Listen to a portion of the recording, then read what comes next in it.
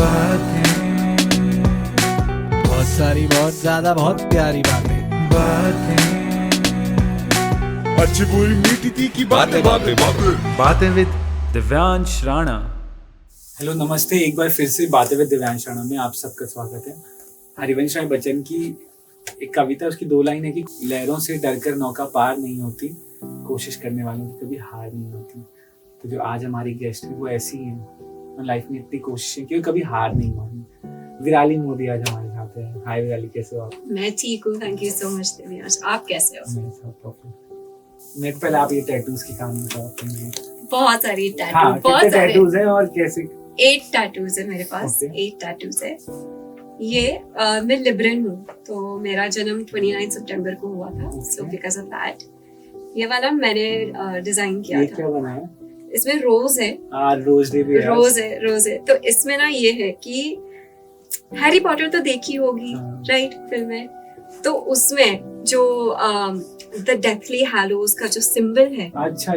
तो इसका abstract form बनाया है। क्योंकि मेरी मम्मी को ना, मैं जब भी हैरी पॉटर की बात करती थी, हैरी पुत्र बोल के ना बस उसका वाइब मार दिया। बस पूरा वाइब मार दिया। तो मम्मी को पता ना आंटी चले। पंजाबी थी आंटी? नहीं, गुजराती। अच्छा, आंटी गुजराती। बट हरी पुत्र बोल के ना पूरी वाइब ही मार दी मम्मी ने। तो इसलिए मम्मी को पता ना चले, तो ऐसे एंगल में आप देखोगे तो वो बन जाता है, थोड़ा क्रिएटिव बन जाता है। और ये फ्लावर इसकी वजह से, because it is a representation of mummy. जैसे एक माँ होती है तो अपने बच्चों में वो रंग भर देती है, अपनी खुद की जिंदगी भूलकर, अपनी जिंदगी भूलकर। तो ये इसकी वजह से। और ये जो है, इसमें लिखा है I love you and I am proud of you. ये आप खुद के लिए? नहीं, ये एक्चुअली मेरी मम्मी के आखिरी शब्द थे बिफोर शी पास्ड अवे। तो इसीलिए मैंने ये टैटू करवाया। और ये वाला जो है, ये पूरा पीछे जाता है और उसमें एक आई है। तो it is a dream catcher, एक ड्रीम कैचर है। घर पे रखते हैं। तो इसका मतलब ये कि मेरे सपनों को किसी की बुरी नजर ना लगे, बेसिकली। और इल्यूमिनाटी टाइप सबको यही लगता है, लेकिन नहीं है। I promise I am not a part of the illuminati. और ये वाला जो टैटू है, it is a representation of my mother's passing. तो इसमें अगर आप देखोगे तो यहाँ पे एक शैडो है और यहाँ पे एक छोटी बच्ची है। तो ये मैं और मेरी मम्मी, और यहाँ पे मेरे मम्मी का टाइम ऑफ डेथ लिखा हुआ है रोमन न्यूमरल्स में, 7:49 AM। बेसिकली ये जो डायमंड है, इसमें जो भी कुछ है ना, वो समाज को, संसार को, वो सब दिखता है। और यहाँ पे अगर बाहर देखोगे, देयर इज अ बलून, एक बलून जाता है पीछे समाज के बाहर। मतलब मेरी दुनिया में मेरी मम्मी अभी भी एग्जिस्ट करती है। और ये वाला tattoo, Wake me up when September ends, because birthday 29th of September। और इसकी एक और कहानी है, लेकिन बाद में बताऊंगी। बहुत लंबी कहानी है, वो बाद में बताऊंगी। कहानी याद है मुझे। विराली, आप लोगों की इंस्पिरेशन है, मोटिवेशन है, बहुत लोग आपसे इंस्पायर होते हैं, लेकिन डिप्रेशन है, एंजाइटी होता है। हाँ, कैसे जरूर। मेरी मम्मी जब गुजर गई ना, तभी मुझे बहुत डिप्रेशन में चली गई थी, बहुत एंजाइटी थी, पैनिक अटैक्स आते थे। मैं बातें तो करती थी सबके साथ, लेकिन बोलते हैं ना कि you put up a fake face, एक फेकनेस आ जाती है। रहना ही है दुनिया के साथ, रहना ही है, तो चलो लेट्स बी हैप्पी, सबको दिखा देते हैं कि हंसी खुशी वाली बातें हैं। तो मैं वैसे ही रहती थी।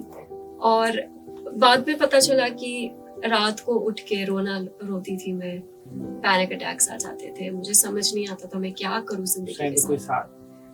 पापा थे, लेकिन बता नहीं सकते क्योंकि मुझे ऐसा लगा कि अभी मेरे फादर की जो जिम्मेदारी है वो मुझ पे आ गई, और वो भी कहीं नहीं टूट जाएंगे ना, मुझे पता लगेगा। एग्जैक्टली, वो पापा खुद ही टूटे हुए थे, तो उनको मेरा दर्द बोल के, उन्होंने खुद ही अपना लाइफ पार्टनर, वो खुद ही तो वो उससे गुजर रहे हैं, तो फिर मैं कैसे उनके सर पे ये डाल सकती हूँ। तो कभी उनसे बातें नहीं शेयर करी। बट देन आगे जाके थेरेपी में जाती थी, काउंसलिंग करवाया, ग्रीफ काउंसलिंग करवाया, और तब जाके फाइनली रियलाइज हुआ कि ठीक है यार, अगर मम्मी फिजिकली इस दुनिया में नहीं है लेकिन दिल में तो हमेशा है, स्पिरिचुअलिटी में तो है, यादें तो है, उन्होंने जो भी कुछ सिखाया है वो सब मेरे पास है। और वही है कि इंसान भले चले, उससे आपने क्या सीखा है वो बहुत इम्पोर्टेंट है, वो बहुत ही मैटर करता है। फिर कैसे टैकल, मतलब कैसे अभी टैकल करते हो, कभी होता है, कभी टेंशन आता है? हाँ, अभी कभी कभार ना ऐसा हो जाता है कि मैं मम्मी को बहुत मिस करती हूँ, रो लेती हूँ मैं, लेकिन तब ये याद आता है कि नहीं, मम्मी को जब कैंसर हुआ था तभी मम्मी ने मुझे ये बोला था कि मेरी जिंदगी है ना, उसको सेलिब्रेट करना, मेरी जो मौत होने वाली है उसके सामने कभी मत देखना। तो आप मानोगे नहीं, मम्मी की जब डेथ एनिवर्सरी आती है 30th जून, मैं रसगुल्ला होता है ना, हाँ, मम्मी का बहुत फेवरेट था, वो मैं बांटती हूँ। अच्छा, बांटते हो? मैं बांटती हूँ क्योंकि मम्मी ने हमेशा यही बोला था कि जिंदगी को सेलिब्रेट करो, अच्छा, हाँ, हमेशा सेलिब्रेट भले करो। किसी को पता नहीं, बट ये रीजन है कि मैं रसगुल्ला बांटती हूँ। हाँ, तो ये मेरे लिए, ये मम्मी का फेवरेट था, तो मेरे लिए एक इम्पोर्टेंस बन जाती है कि at least I am doing something that she liked. कब आता है मम्मी को? मम्मी का 11th मार्च बर्थडे, 11th मार्च को है। अभी आने वाला है। डेथ एनिवर्सरी को मैं बांटती हूँ, बर्थडे के दिन नहीं बांटती मैं। बर्थडे के दिन मम्मी को जो अच्छा लगता था, जैसे पिक्चर देखना, बाहर जाके पिज्जा खाना, मॉल में जाना, मम्मी को जो भी पसंद था वो सब मैं करती हूँ। उस दिन मैं रोती नहीं हूँ, और डेथ एनिवर्सरी के दिन पे भी मैं रोती नहीं हूँ, क्योंकि मैं ये सोचती हूँ कि मॉम बहुत सफर कर रही थी, तो कम से कम वो बॉडी से, जो बीमार बॉडी था उनका, जो दिन भर मम्मी को मार रहा था, उसमें से तो निकल गई। अभी वो हाँ, कहीं और है, अच्छे से रह रही है कहीं पे। और आपकी इंस्पिरेशन भी मेरी मॉम मेरी रीढ़ की हड्डी है। माँ का जो मतलब एक बॉन्ड है हर एक बच्चे के साथ, वो कितना भी कुछ बोले कि मैं माँ की कोई जगह ही नहीं ले सकता, मैं ना खुद वो हो जाता हूँ, पता है। एक्चुअली कोई, मतलब आप ना सोच, मेरे को मतलब सोच के डर लगता है जो आप बात करो, लेकिन आपको अपनी फैमिली को खोना पड़ेगा कहीं ना कहीं, ये रियलिटी आप एक्सेप्ट करनी पड़ेगी। बहुत बातें करते हैं। आप मिस रीचेस सेकंड बना रखते हैं जी, उसकी स्टोरी कैसे? मैं बताती हूँ आपको। बचपन से, ठीक है, आप शाहरुख खान को ब्लेम कर दो, लेकिन बचपन से जब से कुछ कुछ होता है, DDLJ देखा है मैंने, तब से ना एक सपना रहा था कि ने मुझे भी एक्ट्रेस बनना है, मुझे भी मॉडलिंग करनी है, मुझे भी ऐसी जिंदगी जीनी है। डिसेबिलिटी होने के बाद वो सारे सपने मेरे पीछे रख दिए थे, मैंने सोचा ही नहीं उसके बारे में। फिर मुझे पता चला कि मिस व्हीलचेयर इंडिया पैजेंट करके कुछ है जो मुंबई में होने वाला है इन 2014। तो मैंने मम्मी को बताया, और मम्मी पापा दोनों मिलके मुझे इतना प्रेशर कर रहे थे, इतना फोर्स कर रहे थे कि तू पार्ट ले, तू हिस्सा बन इसमें। मैंने मम्मी को बोला कि नहीं, लोग क्या सोचेंगे मेरे बारे में, मैं कैसे स्टेज पे आऊंगी, मैं क्या करूंगी, मुझे खुद ही नहीं समझ आ रहा है। तब मम्मी ने जाके बोला, तू कोशिश नहीं करेगी तब तुझे समझ आएगा, यू हैव टू ट्राई। तो मम्मी पापा ने लिटरली फोर्स करके, पुश करके जो फाइनली वो स्टेज पे मुझे भेजा। और that experience was very crazy because that was my first time on stage after my disability. कभी स्टेज पे आई ही नहीं थी, कॉन्फिडेंस तो था ही नहीं, और ऊपर से ये थोड़ा सा इनसिक्योरिटी के व्हीलचेयर पे हूँ। तभी तक कॉन्फिडेंस नहीं था कि हाँ व्हीलचेयर है तो क्या हुआ, तभी तक कॉन्फिडेंस नहीं था। तब था व्हीलचेयर पे हूँ, लोग क्या सोचेंगे। तो मम्मी ने बोला कि क्या ही फर्क पड़ता है लोग क्या सोचते हैं, तू तेरे बारे में क्या सोचती है वो फर्क पड़ता है, सबसे बड़ा रोग क्या है। तब जाके सेकंड प्लेस जीती, एंड यार बहुत ही अच्छा लगा कि चलो हाँ, मतलब मैं ये जीत सकती हूँ तो मैं आगे भी और कुछ कर सकती हूँ। हिम्मत बढ़ जाती है कहीं ना कहीं, अरे ये हो गया ना तो आगे मैं कुछ और कर ही सकती हूँ। और कर किया ही आपने टच कहीं ना कहीं। मेरे को लगता है ना, हम पहले भी बात कर रहे थे कि जो चीजें ना कहीं लोगों को दुनिया में सोसाइटी को समझ नहीं आती, मतलब जो प्रॉब्लम्स है ना आपकी सोसाइटी को दिखेगी नहीं, फिर जाने अनजाने में किसी ने बताया नहीं कभी ये भी ऐसा भी होता है। तो ऐसी कुछ बातें हैं जो आपको लगता है कि दुनिया को पता होनी चाहिए, और जो जबकि लोग रोज देख रहे हैं बट लोगों को ध्यान में नहीं जाती ऐसे कुछ। सबसे पहली बात है दिव्यांश, पता है जब भी लोग ये व्हीलचेयर को देखते हैं या डिसेबिलिटी को देखते हैं, सबसे पहला थॉट क्या आता है? बेचारा बेचारी, है ना? बेचारा बेचारी, ये अपनी जिंदगी कैसे जी रही है। आप जब भी डिसेबिलिटी या फिर किसी इंडिविजुअल को देखते हो जो व्हीलचेयर पे है या ब्लाइंड है या कुछ भी डिसेबिलिटी है, तो सबसे पहला थॉट क्या आता है? बेचारा बेचारी, है ना? यही सबसे थॉट आता है। या फिर ये थॉट आता है कि अपनी जिंदगी कैसे जी पाता है ना? मेरे मन में डिसेबिलिटी नाम की कोई चीज नहीं है। और इसका मतलब मैं समझाती हूँ। डिसेबिलिटी बोले तो ये व्हीलचेयर या फिर केन से चलना, या फिर अगर आप देख नहीं सकते, सुन नहीं सकते, ये सब डिसेबिलिटी नहीं गिना जाता मेरे डिक्शनरी में। मेरे डिक्शनरी में डिसेबिलिटी एक माइंडसेट है, एक परसेप्शन है जो आपने बना लिया, जो मतलब किसी ने आपने बना लिया, मतलब जो इंसान ने खुद बना लिया। या एक परसेप्शन कैसे, जब अब बात अभी हो रही थी, हमारी ये बातें हो रही थी कि किसी इंडिविजुअल ने मुझे मैसेज किया था कि I am suffering from a disability. मैंने बोला अपना माइंडसेट बदलो, तुम सफर नहीं कर रहे हो, तुम सर्वाइवर हो, तुम सर्वाइव कर रहे हो। जब आपका माइंडसेट ये होता है कि आप सफर कर रहे हो, तो आपके साथ ऐसे ही किस्से होते हैं और आपको ये नेगेटिविटी ही दिखता है, और आप उसको लोगे भी उसी तरीके से। एग्जैक्टली। तो एक परसेप्शन होता है। अगर किसी को डिसेबिलिटी है ना, तो पता है किसको सच्ची में है? जो रेप करता है, जो मर्डर्स करते हैं, जो गैर कानूनी काम करते हैं, जो मैनिपुलेशन से कुछ हड़प लेते हैं, लूट लेते हैं, इनको डिसेबिलिटी है। आप इनको डिसेबल बुलाओ ना। हम जैसे लोग हैं, हमको डिसेबिलिटी नहीं है। कितनी प्यारी बात है ना, कि सही बात है। मतलब मैंने कभी नहीं सोचा इस तरीके से, लेकिन कितनी खूबसूरत बात है ना कि सही में ये लोग है ना, इनका दिमाग खराब है। इनका दिमाग खराब है, आप उसको डिसेबिलिटी बोलो ना। पर चलो, अगर डिसेबिलिटी बोलना ही है तो हम उसको नेगेटिविटी के साथ कोरिलेट क्यों कर लेते हैं? ये एक बात मैं आपको बताती हूँ। देखो, मेरे लाइफ में ना जो रॉयल्टी होती है ना, रॉयल्टी, उनको ही एक थ्रोन मिलता है लाइफ में, ठीक है? तो मेरे को मिला है। I am a queen in my life and I believe that. तो अगर आप जो मानते हो, जो समझते हो, if you actually believe that ना, आपका परसेप्शन, आपका लाइफ सब कुछ बदल देता है। And that is the law of attraction. Law of attraction यही बात से शुरू होती है। बहुत मिल जाता है, बहुत मैनिफेस्टेशन से सब हो जाता है यार।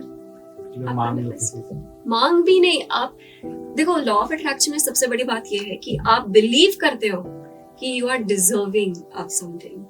अगर मैं बिलीव नहीं करती ना कि मैं मॉडल बन सकती हूँ, मैं मोटिवेशनल स्पीकर मैं बन सकती हूँ, आपको लगता है मैं अभी यहाँ पे बैठती हूँ आपके साथ? करेक्ट। कहीं ना कहीं सोचा, समझा और उस पे काम किया। तो देखो, एक और भी बात होती है कि अगर आपको भूख लगी है, बराबर, आपके सामने थाली रखी है, मम्मी ने सारा खाना रख दिया है उसमें, आप जब तक मेहनत नहीं करोगे, एक रोटी तोड़ के, सब्जी, खाना तो खुद ही पड़ेगा ना। आपको काम तो करना पड़ेगा ना। आपके नसीब में तो था खाना तो लिखा था, यहाँ पे पड़ा हुआ है। लेकिन आप जब तक मेहनत नहीं करोगे, आप ये सोचते रहोगे कि नहीं, ये मेरे नसीब में है ना, ये आ जाएगा, नहीं आएगा। तो मेहनत तो करनी ही पड़ेगी ना। तो यही सबसे बड़ी बात है कि लॉ ऑफ अट्रैक्शन में आप बिलीव करो कि आप कुछ डिजर्व करते हो, उस पे काम करो, आपको मिल जाता है। दो कैंपेन्स चलाते, एक mind train, grab my restaurant. ये दोनों, ये ऑडियंस को बताना भी जरूरी है, बहुत इम्पोर्टेंट है, ध्यान से सुनना। ठीक है जी। देखो, माय ड्रीम 2 से शुरुआत करते हैं। मैं वैसे तो यूएस की हूँ, but I was born in Mumbai, raised in the US. मैं जब वापस आई 2008 में डिसेबिलिटी होने के बाद, मुझे ट्रेन से ट्रैवल करना था मुंबई से दिल्ली, और ऑब्वियसली हमारे तब के टाइम पे रेलवेज में तो 2008, तो तभी तो कोई सुविधा तो थी नहीं, रैंप वगैरह कुछ भी नहीं, और सीढ़ियाँ तो थी अंदर कंपार्टमेंट में जाने के लिए। मम्मी ने 2 पोर्टर को बुलाए और 2 पोर्टर ने मुझे उठाया, गंदी नजर से घूर रहे थे मेरे सामने, मेरे फादर के उम्र के थे। जैसे मुझे कंपार्टमेंट में लेकर गए, जिन्होंने मुझे शोल्डर से उठाया था, he wrapped his arms around my chest और मुझे ग्रोप करने लगे, मुझे मोलेस्ट करने लगे। और तभी मैंने कुछ नहीं बोला, और जो भी पब्लिक थी कंपार्टमेंट में सब लोग देख रहे थे, किसी ने आवाज नहीं उठाई। कितना वियर्ड लगता है, मतलब आप ऐसा थोड़ा ना। और ये 3 बार हुआ है, एक बार नहीं। 2008, 2011, 2013 मैं चुप रही, मैंने मम्मी से भी बात नहीं करी, मैंने किसी को नहीं बोला, क्योंकि मुझे ये मम्मी को नहीं एहसास कराना था कि उनके वजह से ये हुआ है। तो मम्मी को कभी कुछ बताया नहीं मैंने। फिर 2016 में डिसेबिलिटी राइट्स बिल पास हुआ था गवर्नमेंट से। 2017 में एक ट्रेन लॉन्च हुआ, तेजस एक्सप्रेस, जिसमें जो लोग देख नहीं सकते और जो लोग सुन नहीं सकते उनके लिए सुविधा थी। हाँ, लेकिन जो लोग चल नहीं सकते उन लोग के लिए कोई सुविधा नहीं थी। तो तब जाके मुझे गुस्सा आया, सच्ची में बोलूं मुझे गुस्सा आया, और जिसका बहुत फायदा हुआ पूरे हाँ इंडिया को। बहुत फायदा हुआ। ओपन लेटर लिखा, बहुत वायरल गया, बहुत फैल गया, लेकिन कोई रिस्पांस नहीं आया गवर्नमेंट से। तो फिर जाके पिटिशन शुरू किया, माई ट्रेन टू, और उसमें एक रेलवे ऑफिशियल जो केरला से है, कभी मिली नहीं हूँ उनसे, सिर्फ व्हाट्सएप पे बातें हुई है, उनसे मिलकर, उनसे बातें कर कर हमने एक पोर्टेबल रैंप बनाया केरला में, और एक छोटी सी आयल व्हीलचेयर जो कंपार्टमेंट में आसानी से फिट हो जाए, और पूरे रेलवे स्टाफ को सेंसिटाइज किया लोकल एनजीओ से। वो करने के बाद वो इतना कामयाब रहा, इतना सक्सेसफुल रहा वो, कि हमने मिलकर 9 स्टेशंस टोटली व्हीलचेयर एक्सेसिबल बनाए पूरे इंडिया में। और पेटिशन बहुत ज्यादा लोगों ने, कितना हुआ था? कुछ 6 लाख। मैं कहीं पढ़ रहा था, मैं वो एक में आर्टिकल्स भी पढ़ रहा था। और अब रैंप में रेस्टोरेंट, तो मैं 2018 में इनेबल ट्रैवल करके कंपनी थी, जो अनफॉर्चुनेटली अभी it's not in works anymore, but उनके साथ में काम कर रही थी। और उनके साथ में I started this petition called ramp my restaurant. मैंने खुद अकेली 50 रेस्टोरेंट मुंबई में ऑडिट किया है, जो मॉल्स में नहीं है, जो 5 स्टार नहीं है, जो स्टैंड अलोन रेस्टोरेंट्स है, और जो जोमेटो पे या फिर ऑनलाइन पे वो खुद एडवर्टाइज करते हैं कि दे आर डिसेबल फ्रेंडली और व्हीलचेयर एक्सेसिबल। 50 रेस्टोरेंट्स में से आप मुझे बताओ कितने एक्चुअली रेस्टोरेंट्स थे जो व्हीलचेयर एक्सेसिबल थे? आप अंदाज़न 5, सिर्फ 5। सिर्फ डॉक्यूमेंट्स में दिखा रहा हूँ, सिर्फ ऑनलाइन लिखा था, बट सिर्फ 5 रेस्टोरेंट जो एक्चुअली एक्सेसिबल थी, और वो भी सिर्फ अंदर जाने के लिए, वॉशरूम नहीं, एंट्री करना, सिर्फ एंट्री। और जब मैनेजर को पूछा कि भैया रैंप क्यों नहीं है, पता है क्या जवाब देते? बोलते हैं मैडम आप जैसे लोग तो आते नहीं हो ना, तो रैंप बना के क्या फायदा? तो मैंने उनको बोला अब रैंप बनाएंगे तो ही तो हम जैसे लोग आएंगे, और हम जैसे लोग मतलब क्या हम पैसे नहीं देने वाले? हम लोग हैं, हम इंसान हैं। पहले तो ये मतलब वही तो है ना, आई तो रहे, सब खाने तो आ रहे हैं, हाँ। और पैसे देंगे। फिर तब जाके हमने रैंप माय रेस्टोरेंट करके पिटिशन डाला। और अगर देखा जाए कितना खर्चा आता है एक रैंप बनाना? देखो, अगर आप एक पोर्टेबल रैंप बनाते हो ना, अंदाजन मेरे हिसाब से 5 से 10 हजार। और रेस्टोरेंट में 30-40 लाख का खुल रहा है तो 5-6 हजार रुपए कोई बड़ी बात नहीं है यार। वही उनका ही तो प्रॉफिट है बिजनेस में, उनका ही तो प्रॉफिट है। तुम्हारे लिए तो क्लाइंट आएंगे यार। तो देखो यही बात ना, यही मैं इसीलिए सबको बोलती हूँ, जस्ट बिकॉज मुझे डिसेबिलिटी है, मैं डिसेबल्ड हूँ, तो ये नहीं कि मैं ही सिर्फ बोलूं, मैं ही बाहर जाके मैं सबको बोलूं कि भैया रैंप बनाओ। नहीं, सच तो ये कड़वा सच है। हर कोई जो भी ये देख रहा है, हर कोई कहीं ना कहीं, कभी ना कभी उनको व्हीलचेयर की सहायता लगेगी, कोकीन की जरूरत लगेगी, क्रचेस की जरूरत लगेगी, उनको, उनके फैमिली मेंबर्स को या उनके फ्रेंड्स को। और जब उनको लगेगी और कभी बाहर जाना होगा, तब जाके भैया क्रिप मत करना कि रैंप नहीं है।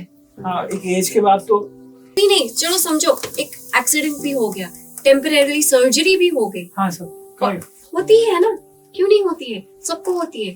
तब जाके जब आपको लगेगा ना और आपको बाहर जाना है और आप बाहर नहीं जा सकते, तब बोलना नहीं कि भैया रैंप नहीं है। और मतलब कितनी आप ये भी तो कर सकते हैं, मतलब हम जितनी बार भी सब लोग रेस्टोरेंट पे जा रहे जो लोग देख भी रहे हैं, एक नॉर्मल कभी कुछ रेस्टोरेंट्स होते हैं ना, कहते हैं रिमाइंडर डालो या फिर फीडबैक डालो, फीड रिव्यू में डाल दो ना डाल कि दो यू ना कि should have a ramp. Ramp.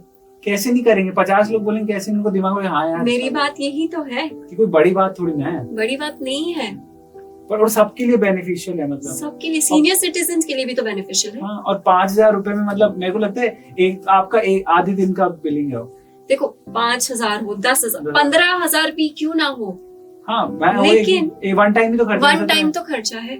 और चलो अगर 3 साल के बाद उसको थोड़ा रेनोवेट करना पड़ा है, वो तो पूरा लेकिन रेस्टोरेंट ही करना पड़ रहा है। फिर भी अगर रैम्प भी नया बनाना पड़ा, 15-20 हजार, अगर आपका महीने का 5 लाख कमाई हो रही है, सपोज 5 से 20 हजार क्या बड़ी बात है। कोई बात नहीं। और मतलब देखो ना कि सबसे बड़ी बात, लोग आ रहे हैं आपके पास, वो बेनिफिशियल भी तो देखो, आपको बिजनेस की तरह तो देखो। कम से कम यही तो है, यही तो है। ये बात है। अभी एंगेजमेंट हो गया आपकी जी, तो बधाई हो। Thank मैंने you. देखी फोटो, मैंने शेयर भी की थी, थैंक यू। लेकिन मैं को इतना खुशी हुई ना कि मैं इतने टाइम मैं इंस्टाग्राम पर क्या है कि मैं कंटेंट डालता हूँ, मैं इतना मैं से खुद में इतना इश्क है मुझे खुद से, मैं अपनी प्रोफाइल कम से कम ना 4 बार देखता हूँ हाँ। और अपनी वीडियोस देखता हूँ। मतलब मेरे को ये रहता है कि दुनिया का देख लिया कभी कभी, बट मैंने एकदम से तो देखा, मुझे क्या बताएंगे एंगेजमेंट हो गई, मैं पहले बहुत खुश, उसके बाद मुझे बम्बा वाली स्टोरी जी जी, कैसे क्या दिल से हुए? दिल मिले। हाँ, दिल से दिल मिले। तो देखो क्षितिज, उनका नाम क्षितिज है, और वो बम्बल पे ना सुपर लाइक करके कुछ होता है ना, उन्होंने सुपर लाइक किया था। मैंने प्रोफाइल देखी, प्रोफाइल में एक ही फोटो, ठीक है, अच्छा, एक ही फोटो थी और बस लिखा हुआ था थोड़ा बहुत। क्या था बायो कैप्शन याद है? F1 fan, Harry Potter fan, cricket fan, dark jokes, dark humour, sarcasm, यही सब। यही तो वाइब मिल रही है। वाइब में, मतलब वाइब है बॉस, वाइब है। तो ये सब पढ़ा, एक हफ्ते तक मैंने राइट स्वाइप नहीं किया। ये था कि यार एक ही फोटो है, पता नहीं कैसा बनता अच्छा, है, हाँ, कौन है, fake कैसा है। बनता है, कुछ नहीं पता। फिर बाद में देखा, फिर बाद में बोला यार चलो बात ही तो कर लेते हैं। एहसान कर लेती हूँ ऐसा नहीं, लेकिन बात कर लेते हैं, बात कर लेते, देख लेते क्या होता है। तो फर्स्ट डे से लेकर आज तक, कितना फरवरी चल रहा है ना, 8 महीने होने वाले हैं, 8 महीने हमने बातें रोज हमारी ऐसी होती है, हर दिन कुछ नया टॉपिक, हर दिन कुछ नया टॉपिक। मैं उसकी टांग खींचती हूँ, वो मेरी टांग खींचता है, या फिर हम पता है न्यूज के बारे में बातें कर लेते हैं, हम फॉर्मूला 1 के बारे में बातें कर लेते हैं, कुछ ना कुछ तो बस टॉपिक्स है ही है। और हमारी जो बैंटर है ना, जो हमारी भंकस है, वो भंकस ही बोल सकते हो उसको, बकचोदी ही बोल सकते हो उसको, जो होता है ना वो बस चलता ही रहता है। कब लगा कि मतलब ये आदमी ये बहुत इस आदमी से अच्छा आदमी है? मैं सही में बोलूँ ना, हम जब फर्स्ट टाइम हम मिले उसके 3 हफ्ते बाद वाइब मैच तो हो ही गई, और हमारी जो वैल्यूज है, हम जैसे हमारी परवरिश हुई है, हमारे जो थॉट प्रोसेस है आगे जाके फ्यूचर के बारे में, सब कुछ मिलता जुलता है। मतलब टच वुड सब कुछ मिलता जुलता है। और वाइब भी इतनी अच्छी बन गई कि कभी फिर किसी और के बारे में सोचा ही नहीं, बस वो था। उसको धमकी देके मैंने बोला तू शादी कर रहा है मुझसे। अच्छा। धमकी देके उसको बोला है, प्यार से नहीं बोला, धमकी। अब वो भी वेरीफाई करेगा ये बात कि रणवीर ने धमकी देके चाकू के नोक पे शादी कर रहा हूँ मैं उससे। तो चलो आज बातें विद दिव्यांश के साथ हम एक गेम खेलेंगे, और दिव्यांश जो है हमारे गेस्ट है। इस गेम का नाम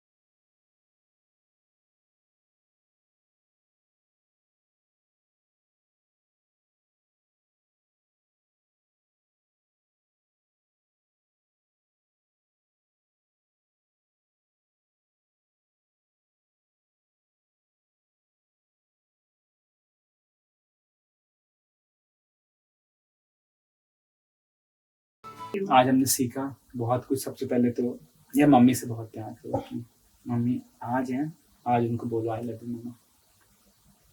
दूसरा, डिसेबल कौन है?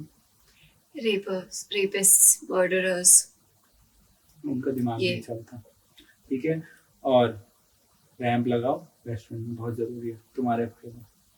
ठीक है, तो बहुत बहुत शुक्रिया आपका, मुझे सच में बहुत अच्छा लगा। मुझे भी। थैंक यू सो मच, आपने टाइम Thank दिया। you so खत्म much. कैसे बताया? Oh, how sweet. Thank you. तो कुछ कर देते हैं।